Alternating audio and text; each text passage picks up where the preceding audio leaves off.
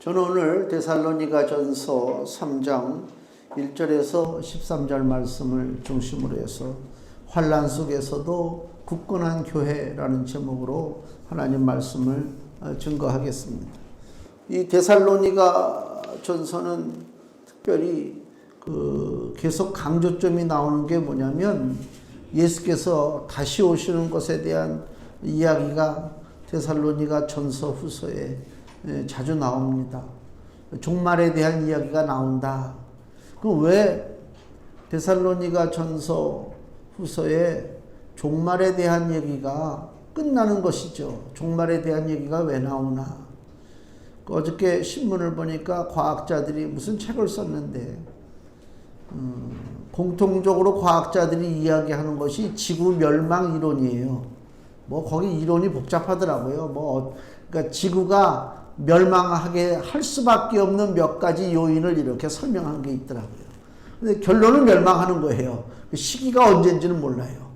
내일이라도 이상하게 여기지 말라. 이 과학자들 얘기입니다. 무슨 교회에서 하는 소리가 아니고. 그러니까 과학적으로 우주를 이렇게 연구를 하고 지구를 연구를 해도 어느 순간 지구가 팽창해서 터질 수도 있고 또 축소된다고 얘기하더라고요. 축소돼 가지고 오므러들 수도 있고 별의별 이론들이 많이 나와요. 결국은 결론은 뭐냐? 진짜 때와 시기는 알 수 없지만 과학자들 말이 내일이라도 멸망이 온다고 해서 그건 이상할 일이 아니다.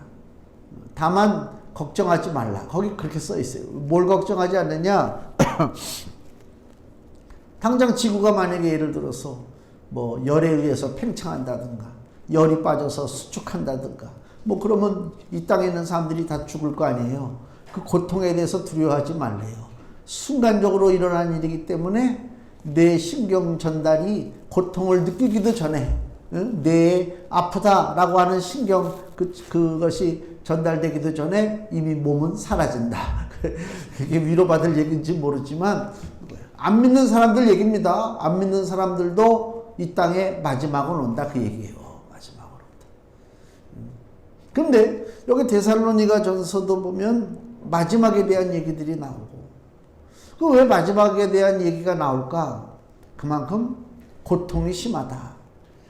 이게 힘이 넘치고 삶에 소망이 있고 무슨 일들이 잘 되고 절대로 죽음에 대한 얘기 안 하죠. 그렇잖아요. 일이 잘 되는데 몸도 건강하고 수입도 좋고 그런데 무슨 죽음에 대한 얘기를 왜 합니까? 죽음에 대한 얘기가 왜 나오느냐? 왜 종말에 대해 마지막에 대한 그것이 왜 자꾸만 등장하느냐? 지금 현실적으로 받는 고통이 너무나 크기 때문에 마지막을 바라보는 거란 말이에요. 마지막. 그 심정에 이 사도 바울이 데살로니가 전서를 쓸 때에 그 당시 입장이 뭐냐? 교회를 향한 엄청난 핍박이 있었다. 그래서 여기 데살로니가 교회는 지금으로 얘기하면 그리스 지방에 세워진 교회인데 데살로니가 교회도 똑같이 고난을 받죠. 그래서 여기 2절 말씀 보세요. 우리 형제 곧 그리스도 복음에 하나님의 일꾼인 디모데를 보내노니 디모데를 데살로니가 교회로 보냅니다. 지금 데살로니가 교회로 보내는데 왜 보내는 그 목적이 뭐냐? 이는 너희를 굳게 하고 너희 믿음에 대하여 위로함으로 굳게 하고 위로하기 위해서 디모데를 사도 바울이 지금 데살로니가 교회로 보냈다. 그 얘기입니다. 그럼 왜 굳게 하고 왜 위로해야 되느냐? 그건 당연하죠. 흔들리는 일이 오고 위로받을 수밖에 없는 힘든 일들이 교회에 계속적으로 밀려 들어오기 때문에 그래서 교회를 굳게 하고 교회를 위로한다. 위로라고 하는 것은 뭐냐면 현재 문제에 우리가 빠지지 않고 우리 문제 없이 사는 사람들이 없잖아요. 다 문제가 있어요. 근데 그 현재 문제에 빠지지 말고 미래를 보는 거예요. 소망을 가지고. 근데 미래에 대한 저축이 없는 사람한테 미래를 바라보라고 얘기해봐야 아무 소용이 없죠. 더 쉽게 얘기하면 우리는 지금 엄청난 미래에 대한 소망을 가지고 미래를 위해서 우리는 지금 적금을 보통 많이 들고 있는 게 아니란 말이에요. 예수님의 이름으로. 그렇죠? 그러니까 우리 미래에 대한 소망이 있어요. 그러니까 현실에 어려움이 있을수록 우리는 미래를 바라보고 예수님을 의지할 수가 있지만은 예수를 모르고 사는 인생들은 미래가 없다. 그냥 살다가 끝나면 그거 끝나는 거다. 참 불쌍한 거예요. 참 불쌍하다니까. 그러니까 위로받는다고 하는 얘기는 현재 문제에 우리가 휩쓸려 가지고 좌절하고 낙심할 것이 아니라 우리가 이 현재를 살면서 믿음 안에 살려고 발버둥 치는 게 있잖아요. 하나님의 나라를 위해서 수고하는 게 있다고. 내가 짊어지는 십자가가 있다고. 그 모든 것들이 결코 헛되지 않는다라고 하는 메시지가 위로란 말이에요. 이게. 열심히 애쓰고 수고하고 노력했는데 아이고 살아놓고 뒤를 돌아다 보니 모든 것이 헛되고 헛되도다. 이러면 이건 위로받을 수가 없지. 그렇잖아요. 근데 성경은 그렇게 얘기하지 않습니다. 믿음 안에 사는 사람들은 이 땅에서 뭐 여러 가지 많은 일을 겪을 수가 있지만은 결과적으로는 모든 것이 헛되지 않는다. 고린도전서 9장을 보면 고린도전서 9장 10절에 전혀 우리를 위하여 말씀하심이 아니냐. 무슨 얘기냐면 9절에 이런 말이 있어요. 하나님께서 모세 율법에 곡식을 밟아 떠는 소에게 망을 씌우지 말라 기록하였으니 하나님께서 어찌 소들을 위하여 염려하심이냐. 소들이 밭에서 일할 때 소 입에다가 이 망을 씌우지 말래요. 소 입을 이렇게 열어놔가지고 소가 일하면서도 떨어진 이삭들을 주워 먹을 수 있게 하나님이 그렇게 말씀하셨다는 거예요. 왜? 소도 먹고 살아야 되니까. 근데 바울은 뭐라고 그래요? 이게 하나님께서 소를 위해서 염려한 것이냐? 그게 아니란 말이에요. 그리고 10절에 전혀 우리를 위하여 말씀하심이 아니냐? 과연 우리를 위하여 기록된 것이니 밭 가는 자는 소망을 가지고 갈며 곡식 떠는 자는 함께 얻을 소망을 가지고 떠는 것이라. 그 얘기입니다. 그러니까 심지어 그 말 못하는 짐승인 소도 일하는데 소도 입을 막지 않고 먹을 것을 공급하라 라고 하는 하나님의 말씀은 소에게 국한된 것이 아니라 우리들의 인생을 향해서 말씀하시는 거라. 우리가 이 땅에서 수고하고 애쓰잖아요. 근데 우리 현실적인 눈으로 볼 때는 수고하고 애써도 애쓴 만큼 뭐가 없을 때가 많다고. 그래서 좌절하고 낙심하잖아요. 많은 사람들이. 요즘 더욱 그렇다고. 근데 하나님의 뜻은 뭐냐? 비록 너희들이 주머니에 아무것도 가진 것이 없고 뭐 하나 내세울 것이 없다 할지라도 하늘에는 쌓여있다. 하늘에는 쌓여있다. 소망을 가지고 밭 가는 자는 소망을 가지고. 밭 가는 자가 누굽니까? 이 땅에서 열심으로 살아가는 우리들이란 말이에요. 믿음으로 사는 우리들. 근데 밭 가는 자가 내가 이 밭을 갈고 애를 써봐야 이거 다 남에게 돌아가고 나한텐 올 것이 아무것도 없다. 그렇다면 일할 맛이 안 나지. 재미가 없잖아요. 그 전에 벌써 한 20 몇 년 전 된 거, 연길에 중국에 처음에 갔을 때 그 연길 그 비포장 도로를 가는데 이 도로가 포장이 안 되니까 지금은 다 포장이 됐겠지만 비가 많이 오고 그러면요 길들이 파이죠. 우리나라도 옛날에 그랬잖아요. 진흙길이 막 파여서 울퉁불퉁하니까 뭐 차들이 막 실룩실룩거리고 어떨 때는 차가 못 지나갈 정도로 깊게 파요. 그러면 그거를 이제 그 사람들이 나와서 긴 무슨 삽도 우리나라 삽하고는 틀리더라고요. 자료가 굉장히 긴데 그 삽을 가지고 나와서 흙을 메워요. 이렇게 흙을 메우는데 갈 때 그 메우는 걸 봤단 말이에요. 저녁 때 모든 일정을 끝마치고 돌아오는데 여전히 메우고 있어요. 여전히. 왜 그런지 아세요? 내 것이 아니거든. 내가 해봐야 열심히 일해봐야 거기에 따라서 뭐가 주어지지가 않는다고. 이게 공산주의 특징이 아닙니까? 그잖아요. 다 공동으로 나눠 먹으라 그 얘기요. 공동으로 나눠 먹으라는 얘기는 인간의 기본적인 욕구를 전혀 모르는 거야. 우리는 내가 애쓰고 수고해서 뭔가 얻어야 더 힘을 내고 일할 맛이 나는 거지. 아니 나는 열심히 땀 흘리고 일하고 저쪽에서는 그냥 슬슬 왔다 갔다 거리는데 이제 6시 땡 이제 집에 가야 되겠다. 똑같이 받아서 간다. 그거는 사람의 그 기본적인 욕구하고는 전혀 안 맞는, 그게 공산주의 이론이 우리하고는 안 맞는 거란 말이에요. 그러니까 공산주의를 주장하는 나라들은 이게 다 주저앉을 수밖에 없죠. 일을 안 하거든. 그 중국의 그 사람들이 아침부터 꼭 삽 가지고 일하는 사람들이 저녁 때까지도 그 삽을 가지고 계속 일을 하고 있단 말이에요. 뭐 열심히 일해봐야 주어지는 것이 없으니까. 세상 일이 다 그렇단 말이에요. 근데 하나님 뭐라고요? 밭 가는 자가 소망을 가지고 간다. 우리에게 전혀 헛됨이 없다. 걱정하지 말아라. 염려하지 말아라. 누가 알아주지 않는다고, 누가 뭐 칭찬하지 않는다고, 내가 이렇게 애쓰고 쓰고 하는 것이 이게 다 헛것이구나. 그렇게 하지 말아라. 왜? 하늘아버지가 불꽃 같은 눈으로 보고 계시다. 지금 다 기록하고 있다. 그 탈북민이 유튜브에 나와서 북한에 대한 이야기를 하는데 이런 얘기가 나와요. 한참 그 뭐 연평해전이고 뭐 서해 바다에서 막 싸움 나고 그럴 때 북한에서는 막 뒤집어졌대요. 전쟁 난다고. 우리 한국 사람들은 뭐 그쪽만 그냥 싸우고 우리는 우리대로 그냥 뭐 남의 나라 얘기처럼 살았는데 북한에서는 뭐 난리가 났대요. 난리가 나니까 각 그 마을마다 막 매일 저녁마다 사람들을 끌어모아서 회의를 하는데 뭐라고 회의를 하느냐?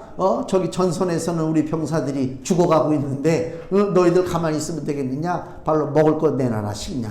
그래가지고 거기서 뭐 닭도 잡아서 내놓고 토끼도 잡아서 내놓고 다 그래서 갖다 바친대요. 다 이렇게 막 바치는데 그게 바치는 게 그게 제대로 그 사람들에게 전달되는지 그건 전혀 모르거든. 그 힘들게 그냥 애써서 일한 게 다 이렇게 뺏기니까 일할 맛이 나겠습니까? 일할 맛이 안 나지.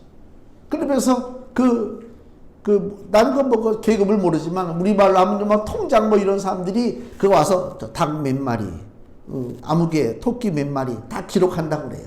그러니까 이것 때문에 무서워서 내는 거야. 그냥 알아서들 가져와서 적당 내놔 그러면 안 내놔. 다 일일이 기록을 하죠.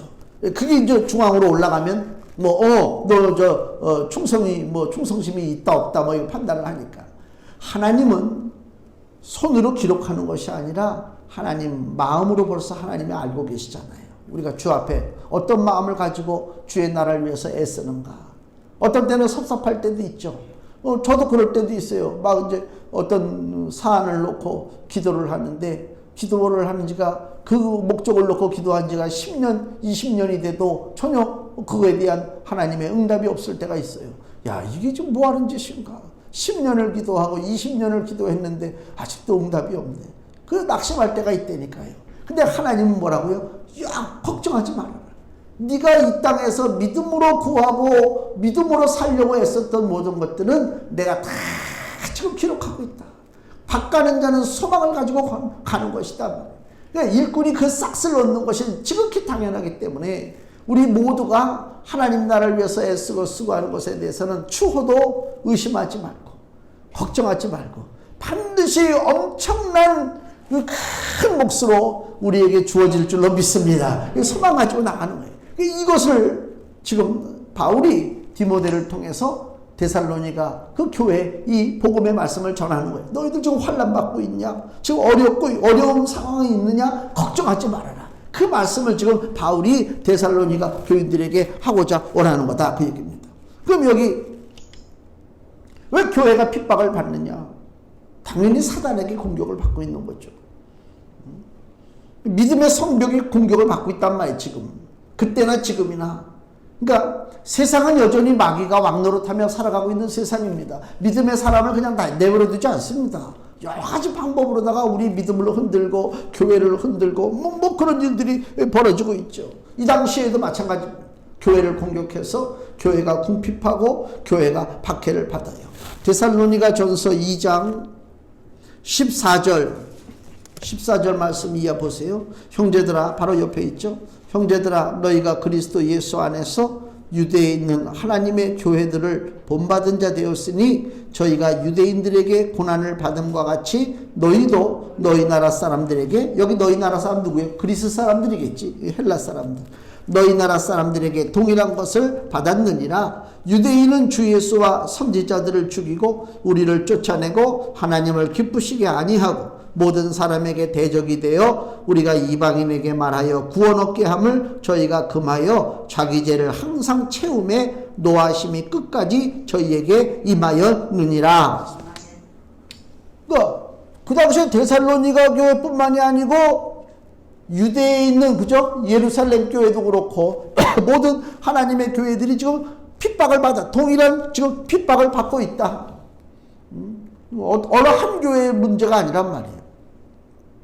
근데 중요한 것은 뭐냐? 핍박을 받을 때의 교회가 순결합니다. 핍박을 받을 때 교회의 믿음이 깨끗하다 그 얘기요. 마귀가 이제 전략을 바꿨어요. 벌써 이게 지금 데살로니가 전서가 근 2000년 전에 기록된 거란 말이에요.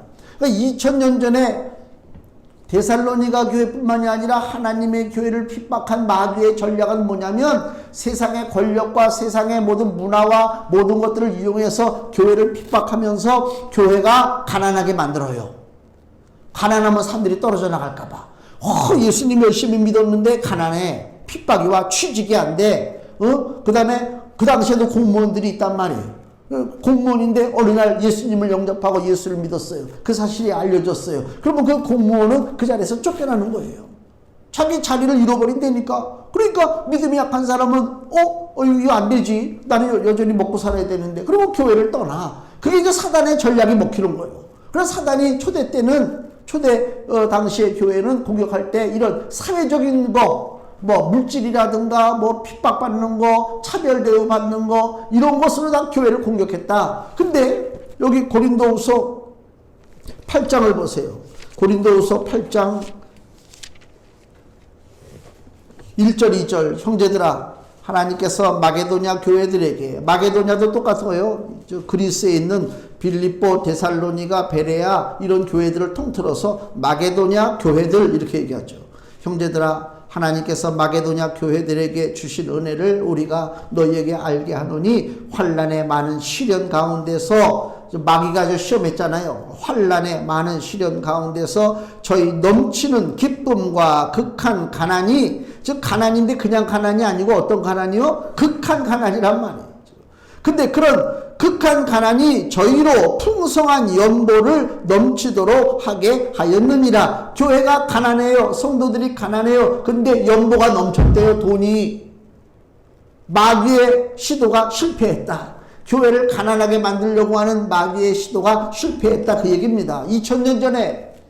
그래서 그 다음에 마귀가 세우는 전략이 뭐냐? 이거 너무 주제가 좀 광범하게 넘어가는데, 그 다음부터는 마귀가 교회를 가난하게 안 만듭니다. 중세 이후로 넘어가면서 교회는 가난한 교회가 없어져요. 다 부자 교회입니다. 유럽에 보세요. 유럽의 교회 건물들. 그게 가난한 교회가 아니잖아요. 저도 뉴욕에 갔을 때 지금 이름도 기억이 안 나. 엄청난 교회라고 저를 데려다 줬어요. 그래서 거기 그 앞에서 입구에서 사진을 찍었는데 사진만 찍고 와가지고 그 교회가 무슨 교회인지도 몰라. 얼마나 멋있는지 몰라. 근데 그 가이드가 여기 교인은 없어. 교인은 없어. 다 관광객들만 들락날락거리면서 사진 찍는 거지.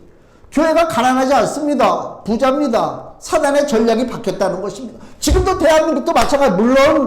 물론 상당수의 교회들이 여전히 어렵죠. 어려운 것도 있어요. 그러나 그 어려움이라고 하는 것은 그 당시 2000년 전에 데살로니가 교회, 예루살렘 교회가 겪었던 그런 극한 가난의 어려움이 아니다. 지금은 가질 거 다 가지고 있다 그 얘기입니다. 사단의 전략은 이제 바뀌었어요. 풍요롭게 만드는 거예요. 왜? 풍요가 그 신앙을 와해시키고 정결함을 훼손시키고 열심의 마음을 쉽게 만들어버리기 때문에, 그래서 교회가 부유하다. 그 부유함을 자랑하지 말라. 부유함을 자랑하지 말라. 예? 부유함을 자랑한다니까. 나는 결정장애가 있어요. 결정장애가 뭐냐면요, 뭘 살려고 그러면 고민을 무지하게 많이 해요. 아주 내 주변 우리 목사님들이 다 알아. 내가 얼마나 고민을 많이 하는지. 그걸 가지고. 우리 저 냉난방기도 저거 바꿔야 되거든요. 목사님들이 누가 요새 저기 겨울철에 냉난방기 석유통 들고 다니면서 사다가 부어가지고 떼워서 하는 그런 게 어딨냐고. 저것도 엄청나게 내가 좀 돈이 있어요. 돈 없다는 얘기가 아니에요. 오해하지 마세요. 저거 살 돈 충분해요. 근데 그냥 이제 결정장애가 있어서 지금 고민하고 있는데, 지금은 아무리 교회가 연약하다 할지라도 기본적인 것이 공급이 된다. 그죠? 돈 때문에 문제 생기는 건 아니란 말이에요. 이게 사단의 전략이 지금 바뀌어가고 있다는 것입니다. 하여튼 간에 이 당시 2000년 전에 데살로니가 교회는 고난받는 교회였다 그 얘기입니다.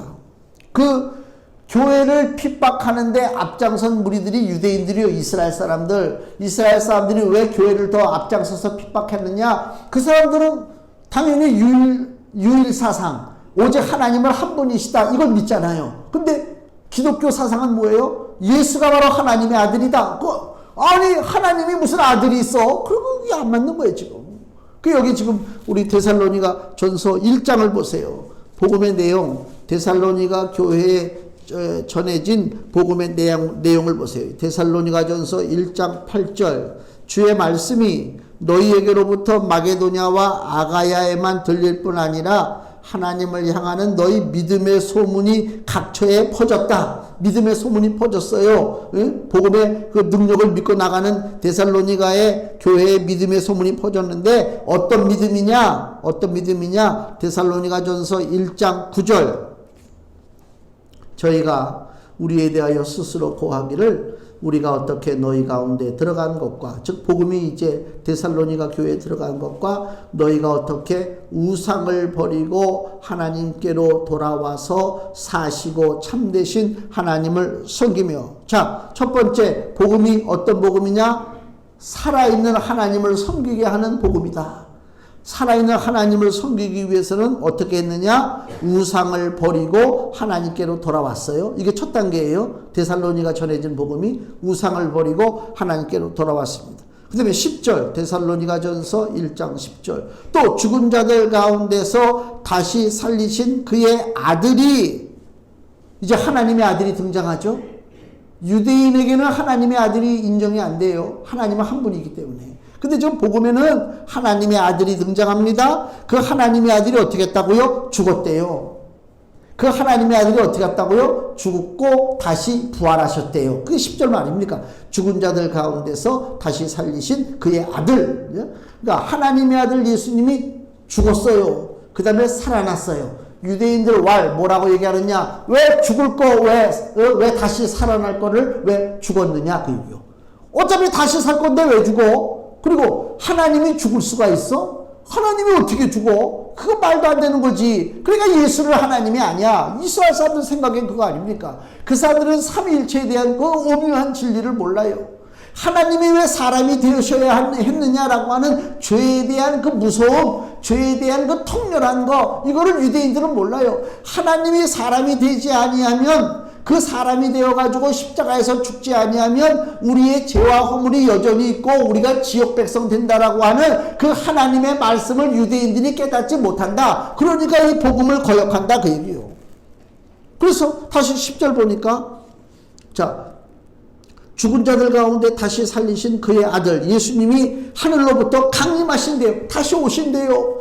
이 유대인들은 생각할 때 하늘에 쳐서 하나님이 하늘에 계시지 하나님이 다시 이 땅에 오신다? 언제 그럼 한 번 또 오셨느냐? 예수님의 재림, 그 다음에 강림. 지금 이 얘기가 있잖아요.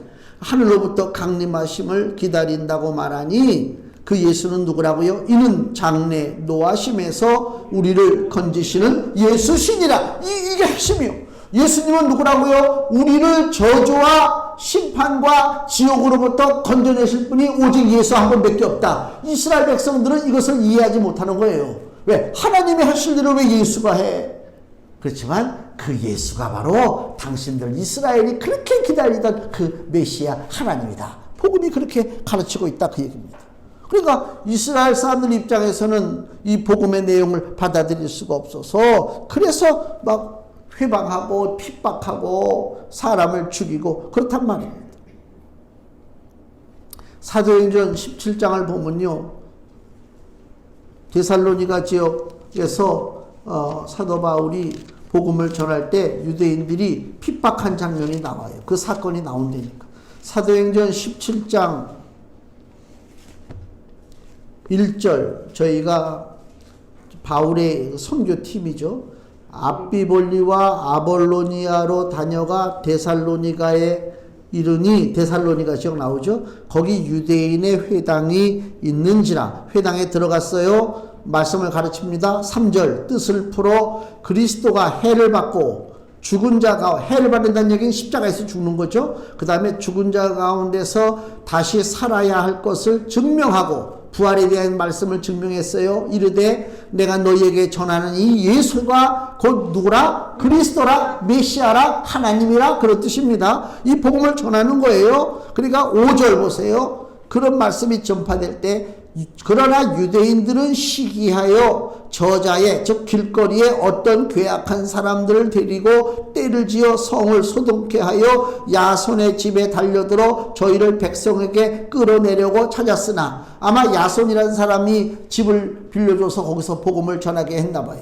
근데 하여튼 유대인들이 달라들어서 지금 야손을 좀 잡으려고 해요. 근데 발견치 못하며 6절 야손과 및 형제를 끌고 읍장들 앞에 가서 소리질러 가로되 천하를 어지럽게 하던 이 사람들이 여기도 이르매 복음을 그들은 뭐라고 표현하느냐? 천하를 어지럽힌다 라고 표현을 합니다. 왜? 이스라엘 사람들이 생각할 때 천하는 어떻게 통일되고 있느냐? 오직 하나이신 하나님 그것으로 통일되고 있다고 생각하고 있는데 그 아들 예수가 나타나고 그 아들 예수가 구원자라고 하는 복음은 자기들이 생각했던 우주관하고는 전혀 상관없으니까 그러니까 천하를 어지럽게 하던 이 사람들이 여기도 이름에 그랬습니다. 그 다음에 7절에 야손이 드렸다. 자기 집으로 복음을 이제 전하게 했다 그 얘기죠. 야손이 드렸도다. 이 사람들이 다 가이사 즉 로마 황제의 명을 거역하여 말하되 다른 임금 곧 예수라 하는 이가 있다 하더이다 하니 다른 임금 예수라고 표현합니다. 지금 그러니까 예수님은 완전히 그 기존 체제 기존 뭐 종교라든가 정치라든가 기존 체제의 그 반란을 일으키는 존재가 예수다라고 이들이 얘기하고 있다 그 얘기입니다. 그러니까 얼마나 그 당시에 교회가 핍박을 받겠어요. 엄청나게 핍박을 받는 거죠. 그래서 이 핍박이 심하니까 제가 처음에 시작할 때 말씀드렸지만은 데살로니가 전서에는 종말에 대한 얘기가 나오는 거예요. 특별히 데살로니가 그 교회에 전해지는 예수는 어떤 예수냐? 강림하시는 예수, 다시 오시는 예수란 말이에요. 강림하시고 다시 오신다는 얘기는 뭐예요? 이 땅에 종말이 온다 그 얘기예요. 지금. 자, 데살로니가 전서 1장 10절 다시 보시면 죽은 자들 가운데서 다시 살리신 그의 아들이 하늘로부터 어떻게 하신다고요? 강림하신다고 그러잖아요. 그 다음에 2장 19절 데살로니가 전서 2장 19절 우리의 소망이나 기쁨이나 자랑의 면류관이 무엇이냐? 그의 뭐 하실 때? 강림하실 때에 예수님 다시 오시는 것을 또 강조하는 거란 말이에요. 그 다음에 오늘 우리 본문 13절에도 너희 마음을 굳게 하시고 우리 주 예수께서 그의 모든 성도와 함께 어떻게 할 때? 강림하실 때에 계속 지금 예수님이 다시 오시는 걸 얘기합니다. 다시 오신다는 얘기는 뭐예요? 지구의 종말을 얘기하는 거란 말이에요. 심판을 얘기한다. 지금 그 얘기를 하고 있는 거예요. 환난과 핍박이 언제 끝나는가? 마귀와의 영적 싸움이 언제 끝나는가? 예수님 다시 올 때 끝나는 거예요. 그렇죠? 예수님 다시 올 때까지. 그럼 우리 성도들은 어떻게 하고 교회는 어떻게 되느냐? 예수님 다시 오시는 그날까지 우리가 믿음을 지키고 소망을 가지고 나가야 된다. 낙심하지 말아라. 사단의 전략은 바뀌죠. 처음에는 교회를 가난하게 만들고 중세 시대가 들었으면 교회를 부유하게 만들고 그죠? 그래서 교회가 부유해지니까 이제 타락하기 시작하는 거예요. 권력과 손을 잡게 만들고 사람들의 마음에 탐심을 가지고 서로 목사들끼리 싸우게 만들고 교회를 자기 재산으로 여기게 만들고 이런 싸움들이 벌어지는 거란 말이에요. 이게 마귀 전략이요. 이러한 그 전략 가운데 우리가 휩쓸리지 않고 영적 싸움을 싸워야 되는데 언제 싸움이 끝나느냐? 예수님이 강림하시는 날 싸움이 끝난다. 그럼 그때까지 우리는 어떻게 해야 되느냐? 낙심하지 말고 좌절하지도 말고 스스로 너무 그냥 자기 자신을 학대하지 말고 어마어마한 저 강남에 얼마나 멋진 교회들 보면 우리가 상대적으로 주눅든 데니까 기독교 방송 한번 보세요. 그 멋진 교회들 이야 시설이 막 어마어마하지 뭐 그냥 막 그 저기 그 1층 거긴 뭐라고 하지 1층 그 넓은 데 가면 그냥 막 그 현금 그 뭐 이게 뭐지 ATM기인가 ATM기가 그냥 쫙 이야 거기 사람들이 가가지고 막 ATM기에다가 돈을 막 입금시킬 때 그걸 보고 있으면 목사가 얼마나 마음이 흐뭇할까. 이야 돈이 무지하게 들어오는구나. 그냥 여기저기서 그냥 막 그냥 뭐 언제 뭐 이거 헌금 무슨 저거 하고 무슨 그런 게 어딨어. 다 온라인으로 입금시키고 그냥 막 뭐 난리가 아니지. 돈 없어도 좋다 무조건 와라. 여기서 카드만 집어넣으면 천천히 나오니까. ATM기가 쫙 있잖아요. 그런 시대가 됐다. 그런 걸 상대적으로 우리가 볼 때 아이고 우리는 뭔가 우리가 낙심할 수도 있어요. 그러나 그게 아니라니까. 그거 다 헛된 거란 말이에요. 예수님은 분명히 다시 오신다고 약속을 하셨어요. 우리 요한계시록에도 보면요. 요한계시록 1장 7절. 요한계시록 1장 7절 볼지어다 구름을 타고 오시리라. 누가요? 예수님이 각인의 눈이 그를 보겠고 그를 찌른 자들도 볼 터이요 땅에 있는 모든 족속이 그를 인하여 애곡하리니. 왜 모든 족속이 애곡합니까? 아차 싶은 거지. 설마 예수님이 올까? 그죠? 예수님 오시는 거 믿지 않고 내 맘대로 살았다니까 욕심 부리고 죄 짓고 남 보지 않는 곳에서 별의별 더러운 짓을 다 하고 그잖아요. 사람의 눈만 피하면 되는 줄 알고 온갖 죄를 짓고 살았다니까. 근데 예수님이 오시는 걸 본단 말이에요. 불꽃 같은 눈으로 나를 뚫어보시는 그 예수님이 오시는데 거기서 떨지 않을 사람이 누가 있겠냐고. 8절에 주 하나님이 가라사대 나는 알파와 오메가라. 이제도 있고 전에도 있었고 장차 어떻게 한다고요? 올 자요 전능한 자라. 예수님은 오신다고 지금 약속을 하고 있다니까요. 요한계시록 22장 마지막 장. 요한계시록 22장이 마지막이죠. 성경의 마지막 책 요한계시록의 또 마지막 장 요한계시록 22장 20절. 이것들을 증거하신 이가 가라사대 내가 누구예요? 예수님. 진실로 속히 오리라 하시거늘 아멘 주 예수여 오시옵소서. 이거예요. 이 종말에 대한 신앙이란 말입니다. 비로소 그때의 싸움이 끝나는 것입니다. 당연히 우리는 그때까지 요동치 않고 흔들리지 않고 살아야 되는 거 아닙니까? 그 마태복음 8장에 보니까 갈릴리 바다에 예수님과 제자들이 배를 타고 건너갈 때에 폭풍우가 일어나잖아요. 같이 예수님과 제자들이 배에 타고 있었는데 그게 막 바람이 불고 막 파도가 치고 배에 물이 넘치니까 제자들이 예수님을 막 깨우면서 주여 어찌 우리를 돌아보지 않습니까? 마태복음 8장에 거기에 나온단 말이에요. 우리가 죽겠나이다 그래요. 마태복음 8장 25절에 우리가 죽겠나이다. 물론 어려운 일이 있을 때 주님 앞에 도움을 청하는 것은 당연합니다. 그러나 죽겠다고 하는 표현은 이거 잘못된 거예요.